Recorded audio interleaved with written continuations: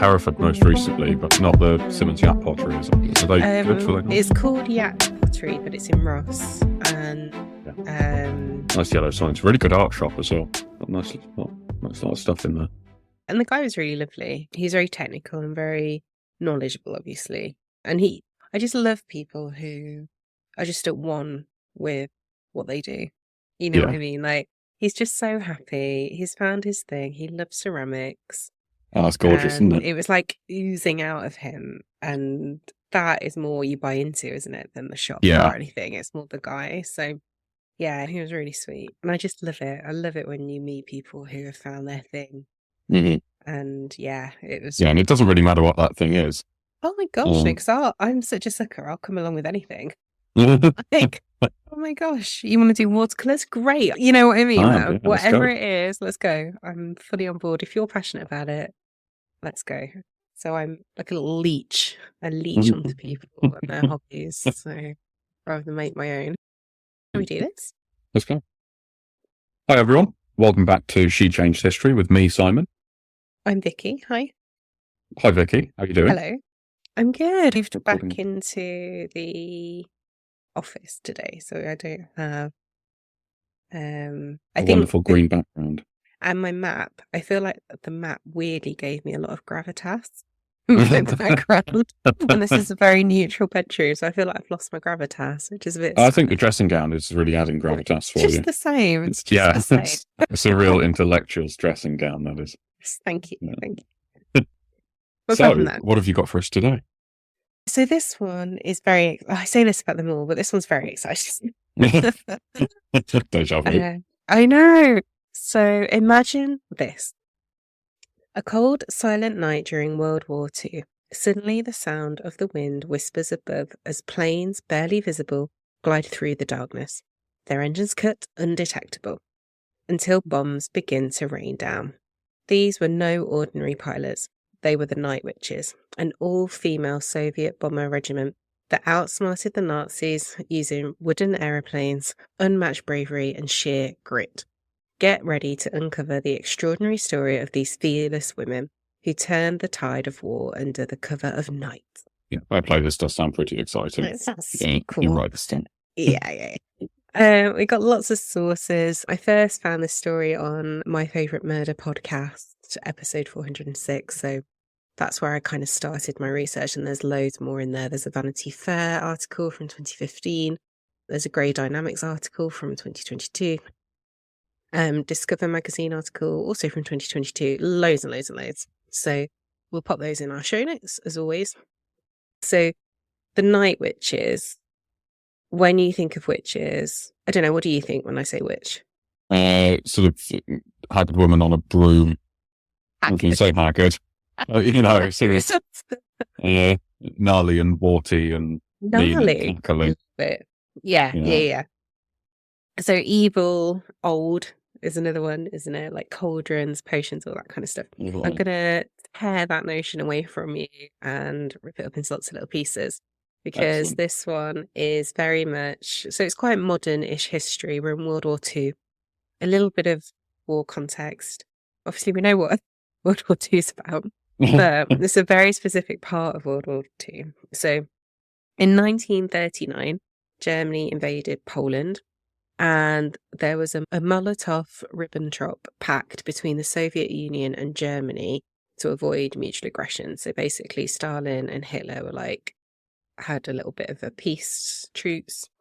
And in 1941, Hitler, being Hitler, broke that pact on June the 22nd. Well, it's just very Hitler. It's a very Hitler thing to do. It's classic Hitler. Classic Hitler.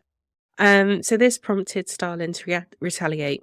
There is an argument that if Hitler hadn't have broken this pact, that he would have won the war, basically, because this amount of retaliation that came from Stalin and Soviet Union was just unrivaled. So the Soviet Union was under attack by Germany, and Stalin expanded all his efforts. So tanks, aviation, everything of the Red Army. Enter women. Women in war took roles that you would expect them to take. So I'm thinking nurses, I'm thinking sewing, making the uniforms, basically anything on land, So sort of on home support, territory. maintenance. That's it. Yeah. In Soviet Union, women were completely banned from Air Force in its entirety. Some women were actually in the sniper teams, and some of them made ditch traps, which are traps in a ditch that trap tanks, basically, is what it says. What it says on the tin. Had to Google it, and I was like, yes, this is what I thought. Actually, that makes a lot of sense. So they were doing little physical stuff, but like you said, but mainly supported maintenance roles, right? These women were angry, upset. They had gone through so much loss already in terms of family, their home, land. They've been betrayed politically and otherwise. And they were angry, which is a lot of women that we cover. They are angry women. Yeah. It's usually some sort of injustice that kicks these things off, isn't it? Absolutely. Do you think were they sort of smarting for a fight? Did they want to get involved and fight someone, whoever that may be? Absolutely. They really sought out these combat roles. They wanted. Okay. And I think some of that is cultural as well. So many Soviet women already had experience of things like flying planes. It was just part of their culture. Their land is very different to our land. It's very vast. Yeah. And it was quite a usual thing. It wasn't unheard of women to be flying. Enter And them from the Air Marina, Force. who has been dubbed, which I love this term, the Mother of the Night Witches, which is an amazing title. Cool. So who is Marina? She was born on March 28th, 1912. And when she was little, she wanted to be an opera singer. Isn't that just the cutest thing? Love it. Yeah. Yeah. At the age of 13, her father died when he was hit by a motorcycle. He wasn't died in the impact. He actually dies from infection afterwards. And because of that loss of a patriarch, like many of the other women we've covered on the podcast, she was expected to help financially. So Marina worked to support her family, studying engineering and chemistry. She's a clever cookie. Wow. Yeah. She worked as a chemist in a dye factory, so dyeing fabrics. She married, and then she actually later joined the Air Force in a technical role. And by technical role, I mean like technical drawings and plans and using that mathematics and engineering. So she really understands the design of aircraft, how they work, how they function. Absolutely, yeah. And this was for aircraft at the time. She excels at that. She's very, very good. She has a great reputation. She's pulling on all these different strings that she has. 1 year later, she starts practicing to become a pilot and also an instructor. So this is her thing. This is her jam. She's loving it. She's clever. She's got the skills to do it. Just like she was very good at technical drawings, turns out she's very good at flying. So she becomes the first female aviation instructor in the Soviet Union in 1933. She is part of the flying club in Tushino. So she's like 21 when she does that. I know. And it's great, isn't it? She officially becomes one in 1935. At this time, she actually divorces. So she was married and had a child before that. And it's a very conscious decision for her, so she can focus on her career. It's very much cited as, this is me, this is what I want to do. I feel I want to take this other path. And she does that. So she racks up loads and loads of hours of flying experience. She sets multiple international flight records. For example, the 998-mile non-stop flight on October the 24th, 19. She's so good at flying. She is awarded Hero of the Soviet Union and the Order of the Lenin. She also gains fame during this time, and she becomes known as the Soviet Emilie Earhart, which is like a similar time frame. Yeah. So she's racking up these hours. She's racking up this experience. We know she's got good technical skills because of where she started, and now we know that she's got really good practical skills as well. So, I wonder if in Russia, when they talk about Emilie Earhart, they describe her as the American Marina Raskova. I really hope so. If not, we should write to them. I hope that's that symmetry. Yes, so because she's very good and she's got all this fame, she actually gets to meet Stalin, who shows great admiration for what she's achieved. it's quite a meritocracy kind of rise, actually. Mhm. So it's somebody who worked very hard and got rewarded for that. He issues a commemorative stamp because he's so impressed with what she's done. And Marina has a lot of pride for her country. She's very patriotic. At this time, so this is when the timelines overlap slightly. So we've got Hitler breaking his pact, and then we've got Marina's coming up through the ranks. And she actually starts lobbying Stalin to allow women into combat roles.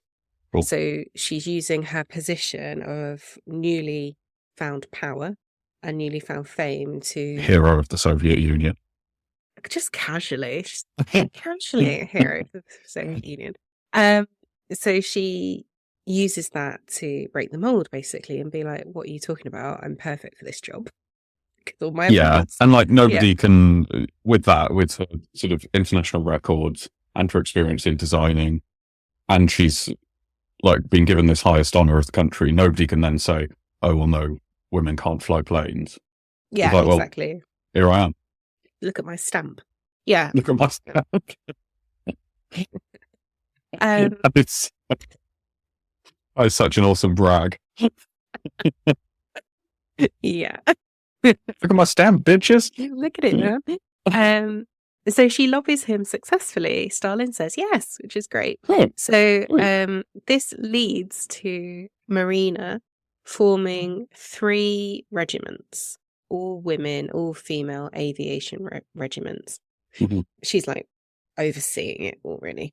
So Stalin allows women to draft up for the war. Of the people who drafted, 1,000 are chosen to serve. And obviously the war is raging on and they have to do this quickly. So they have to be trained up quite quick. Normally, when you enter aviation, it's 18 months of training that men are normally given. But, you know, Hitler's doing his thing. That means they only have 6 months to do the same amount of training. So they come up with a training plan. Yeah, they managed to cut a year out of that, and they work very hard. So this is in plane maintenance, navigation, combat, piloting, the whole shebang. Mm-hmm. So Marina sets up 3 squadrons. The first is the 586th Fighter Aviation Regiment. This is commanded by Tamara Kazarinova. Sadly, very quickly dies in combat, so she's lost quite early on. She is later replaced by Alexander Grid, who is a man, so that quickly becomes a mixed gender regiment. This is the first regiment that is set up, and because of that, it gets the best recruits into that squadron. Okay. And it kind of leaves little recognition when compared to the other 2 regiments. So it's first come, first serve kind of vibe. It also included the pilot Liliana Litvak, who was the first woman to shoot down an enemy plane, and Valerina Komyakova, who is the first woman to shoot down an enemy aircraft at night. So these women are doing it. They're trained, they've worked really hard, they're, patriotic, they're doing these things for their country. Amazing things. And just that any pilot on any side was able to shoot down any plane is incredible. Because, I mean, there's no, guided missiles back then. There's no heat-seeking missiles, no fire and forget. They're just pointing their plane in a direction with this machine gun on the front. That is incredible. Such a good point. Their equipment compared to today's equipment is polar opposites apart. And I think sometimes we forget that, don't we? Because we talk about these wars a lot, it kind of negates that a little bit, I think, sometimes. And we spoke about it previously with Ella Hatton, didn't we, and her pistols, and they're different pistols. Today we have an automatic gun, whilst that it requires, to a certain extent, less skill, you could argue, couldn't you? Yeah. So my grandfather was a navigator in the RAF in World War II. Oh my gosh. But I mean, he grew up in London when there were still horses in the streets and deliveries. And they had multi-story stables in the middle of the city. So it's really a transition period. We don't have computers at this time. There's nothing high tech. It's very much sort of still these technological remnants of the Victorian era. I always think that. to bring it down a notch in Peaky Blinders, because they start off on horses, don't they? And then by the end, he's got like a fleet of cars. Yeah. It's just the same. It's exactly the same. So that's the first regiment. The second regiment is the 587th Bomber Regiment. This is originally led by Marina Raskova herself. And then the final regiment, 588th Night Bomber Regiment, is the one we're going to talk about today, because they became the Night Witches. Now, because it's the third regiment, if all the great people went into the first, and this is the third, your skill is slightly down.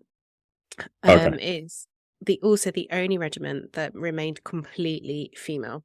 And this is in every role. So I'm thinking pilots, I'm thinking maintenance, I'm thinking technical, I'm thinking navigation. Every role, top to bottom, front to back, had a woman in place. This regiment became the most famous regiment due to their tactics and effectiveness. And their awesome name. Yeah.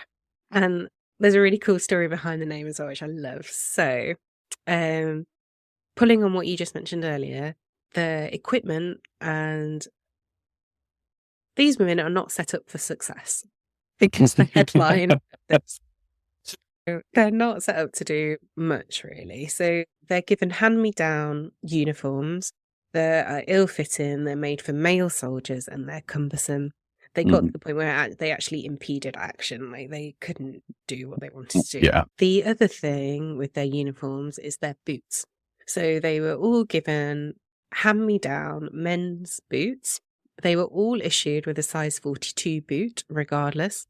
And because of this, and also their calves are different sizes, everything, these boots just didn't stay on.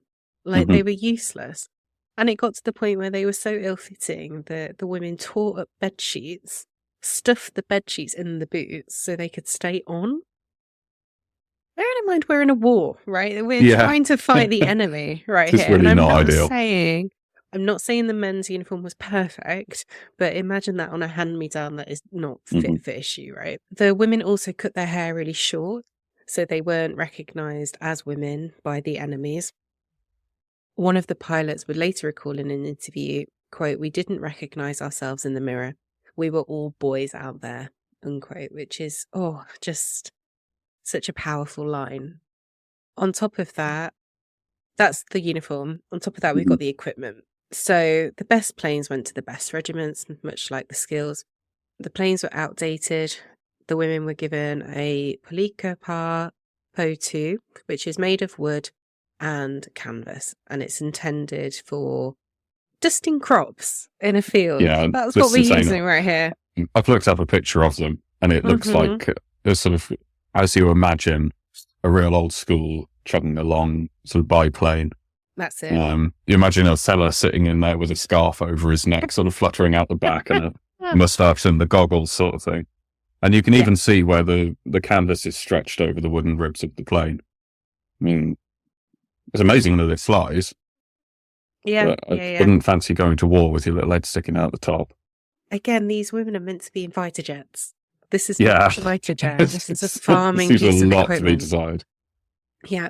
It's outdated. It's very slow. It's got an open cockpit, like you said. Like, you can see who's in there, which means the women are completely uncovered. They have no protection. Yeah. It also limits what they can carry on board because it's so weak. It also can't fly as high as the men's planes, which means they are much closer to the enemy's land and the enemy's line of fire. And, just bombs in general. Yeah. Because it is an open cockpit, this led to frostbite, because as well as everything else, the planes lacked insulation. It doesn't have any lights. Why would it? Which means that because they were flying at night, this is the night regiment, they had to be guided purely by the stars. Wow. I know. On top of that, they have no navigation equipment. They relied on a map and a compass. Map. Yeah, I'm trying to find sort of silver linings here, but no lights suggests they're quite stealthy. I don't imagine they're very loud. And like they can't have their equipment jammed or anything. I wonder if they even showed up on radar being wood and canvas. I love how positive you're feeling. Fabulous. Come on, I believe in them. That's the little speech I try and give to them. It's like, no, these aren't rubbish planes. These are exactly the planes that we need. They couldn't carry parachutes due to restricted weight limits. God. And like you said, one spark, because they're wooden, it could literally catch fire. This is as dangerous as it could possibly be fighting. We're in a strong danger zone. But what did they do, Simon? They used this to their advantage. So hold on, all that positive thinking you were feeling. I love it. Great. So they flew in groups of 3, so 3 planes. One in the middle had the bomb. 2 were decoy planes, so they would peel off in opposite directions, and the middle one would drop the bomb. Nazis had big floodlights on the ground, so the timing had to be just right, so they weren't detected. This was a real skill, and what would happen is, so the 2 planes had peeled off, floodlights are going crazy. The navigator would tap the pilot on the shoulder because they can't make any noise. And that was their sign to cut the engine completely. So now you're gliding, right? You're mid-air, you're coasting silently over these targets, unseen and unheard because we're in the thick of night. They position themselves over the enemy below, and then they drop the bombs completely undetected. This was too late for the Nazis to even know they were going to do it. That is cool. It's not for the Nazis, but that's... And the only reason they could do that was because their planes were so crap. Because they were rickety odd things. They were light, so they could glide. They used that to their advantage. Yeah, 100%. Then they would there aren't loads that would be able to sort of glide for long like that, I wouldn't have thought. And because they could only carry 2 bombs at a time, they'd have to return to base, reload, and then go again. So they would keep changing formation. So the person on the outside would then go. And they would keep doing this all night long, which is amazing. So they would do anything between 8 and 18 missions per night. Yeah. So they were really refining this. They were getting really good. And confident. Oh man, it must have pissed the Nazis off. Oh God, that's irritating, isn't it? It's the best. So it was the Nazis that actually gave them the nickname Nachtheisen, which is night witches, because of their stealth and their efficiency. There was also rumours amongst the Nazis that whoever were flying these planes, because they didn't know, took pills or had some kind of chemical for cat-like night vision. Oh, that's great. They probably started that rumour themselves. You know what I've heard. But also because, women can't possibly be doing this. It must be some pill. It must be some chemical. It's going to be some sort of supernatural woman, Yeah. The fear of the night witches was so strong that if a German soldier shot down a night witch, they would be awarded an Iron Cross, which is one of the highest medals you could get. It's immediately a hero. Yeah, because the fear of these night witches was so strong. The Nazis didn't actually know that these planes were flown by women, because imagine if they did know. If they did know. It'd be straight to the concentration camp. Yeah, 100%. And the women would go, you'd never see them again, would you, if they got caught? Yeah. There would be absolutely no mercy. The women were doing astonishingly well at this, and they did over 300 runs. So they're getting really good results. I think it's really important to note how hard these women were working with all the hurdles that were in their way. Sadly, the Soviet Union men in the armies and the Red Army didn't take the women seriously, despite them doing so well. But look at the results. Right. Look what they're achieving. The women were completely undeterred by the lack of faith from the men, thank God. And they actually ended up embracing the fact that they were different. So they would paint flowers on their aircraft, and they would make sure when they went out, they did their lips bright red, out on the town.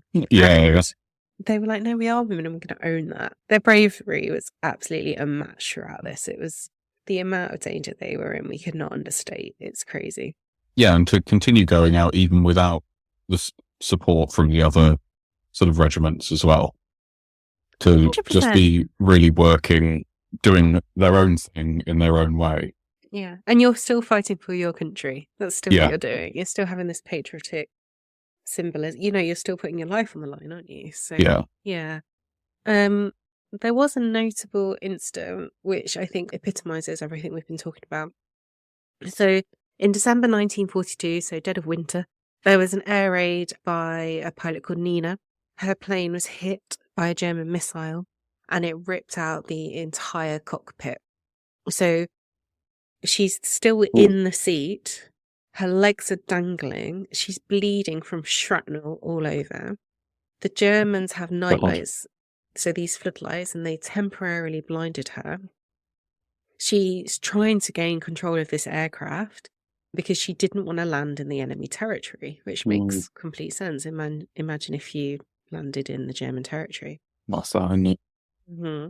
Somehow, she manages to retain control and navigate to a neutral territory, not her own base, but neutral ground. Mm-hmm. And her navigator both survived that incident. So even without a cockpit and her legs just dangling, she manages to navigate her way in the dead of night back to safety. So these little planes, they must be pretty resilient, actually, if they're sort of taking a missile strike and still able to navigate back. Yeah, I don't know. Because it helps that they're so basic.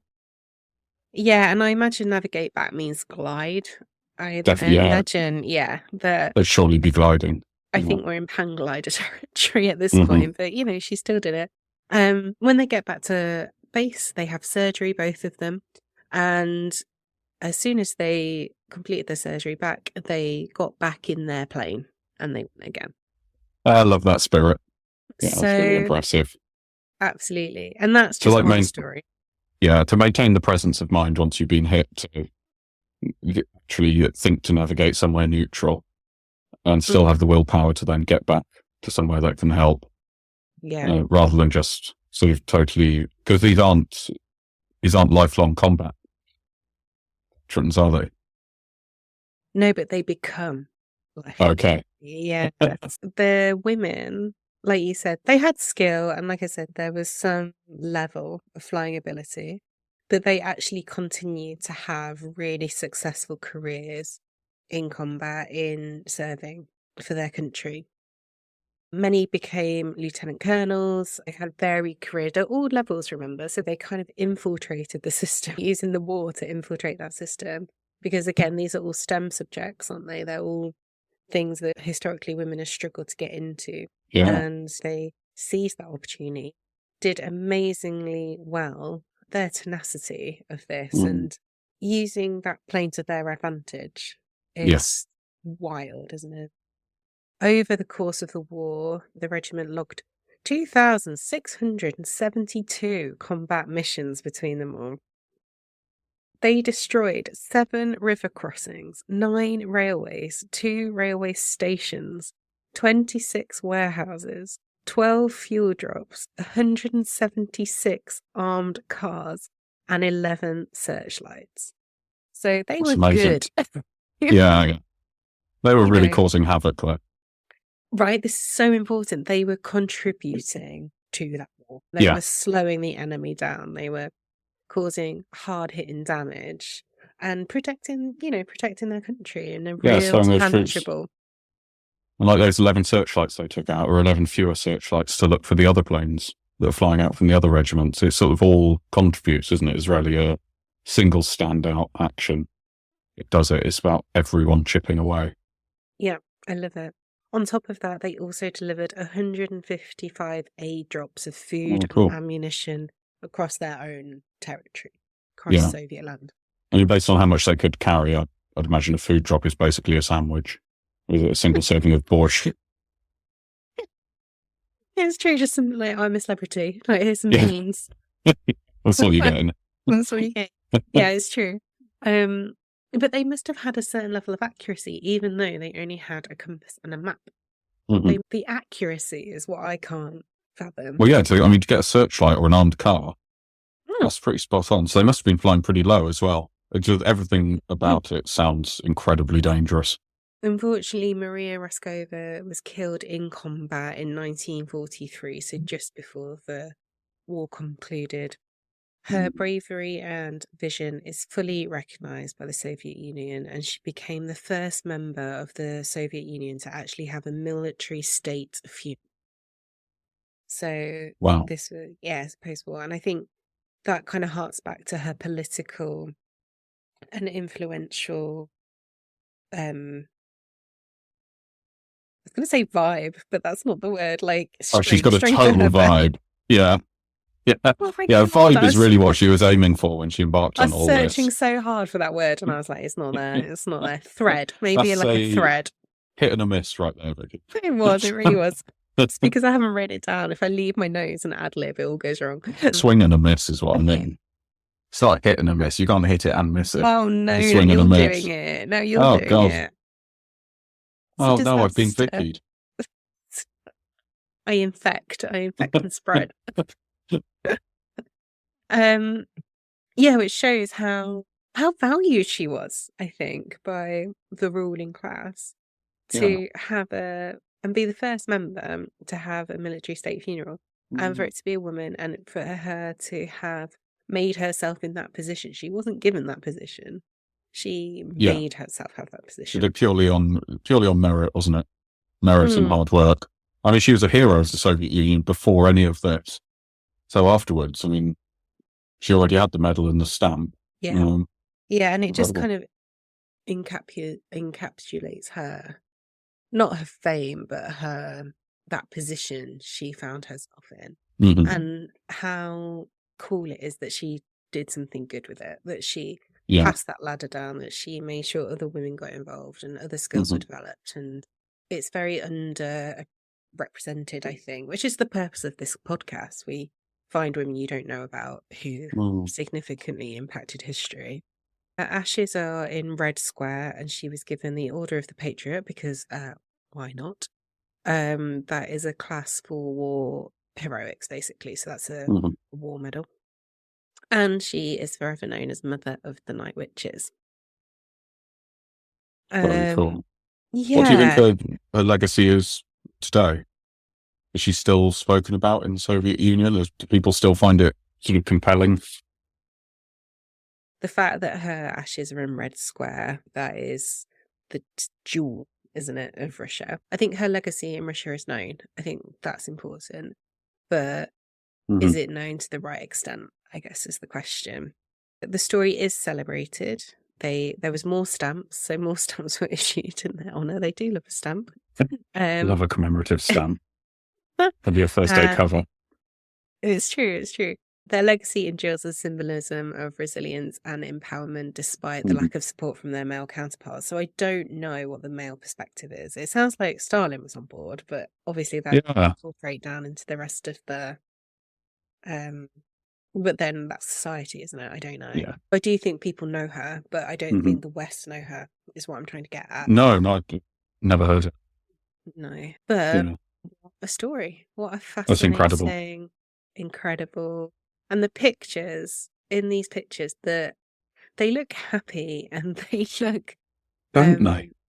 Just like energized by this. Like really kind of, I'm doing something good. And I know obviously they're posing for pictures and you smile for the camera and all that stuff.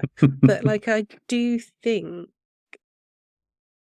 and this is what pisses me off with war stories, is that they're all, when you think of war, you think of a skinny, white, young boy. That's what you think of. But there's so many other stories that are in world wars that we just don't hear about. There's so many different types of soldier. There's so many other cultures that were involved. Yeah. Oh my gosh. And we're going to Poland, aren't we, soon? Which is very exciting. And that's one of the reasons I want to go, because I want to learn about what happened, because they were absolutely devastated by the war, but we don't know that. This picture that you've got of them, when I think of pictures of soldiers in the war, usually, particularly World War One and World War Two as well, like conscripts. I'm probably not that chuffed to be there, whereas they've got a look about them of sort of pride in what they're doing and a real, almost like a privilege to be doing it. Proud to be there, proud to be doing their bit. Their story actually really reminds me of modern day aircraft. I say modern, I think it was released sort of late 70s it came out, but it's still in active service today. It's called the Warthog. It's the A-10 Thunderbolt. It's a US plane. and it's not a sexy fighter. You think of a fighter jet, you think of sort of Top Gun and Tom Cruise going around and like total alpha male yee-hawing through the sky. Oh, really? Yeah. But then you have the Warthog, and it's subsonic, but it does a lot of troop support, and it's absolutely crucial for actually supporting ground troops, either getting them out of trouble or assisting in whatever their mission is. And it's almost indestructible. Like some of them come back missing an engine, they got bullet holes all through them, but they still keep on flying. And it reminds me of Nina with her legs dangling out underneath, but she's been on the mission. And there's a lot of female pilots fly Warthogs, far more than the sort of fast jets, what you think of as the dogfighting jets. But these are the real workhorses of planes in infantry type wars. It's going to be a lot of them. That's very cool. So that's the Night Witches. Love it. Thank you very much. Thank you. I will change my first thought of witches from now on. Oh, that's true. Yeah. We've smashed through so many stereotypes today. That's it. None of these women look warty or haggard. Yes. Not yet. Not yet. No. Oh. No, that's awesome. Well, thank you, Vicky. Thank you. Thank you so much for all your support. And we're having a lovely time, so we hope you are too listening. Yeah, thanks for all your feedback and comments and suggestions. I'm sure we'll have one of your suggested an episode soon. Yes. Thank you. Please, if you enjoyed it, rate, subscribe, comment, share with your friends, share with your mother, your father. And yeah, we'll see you for another story soon. Cheers all. Bye. Bye.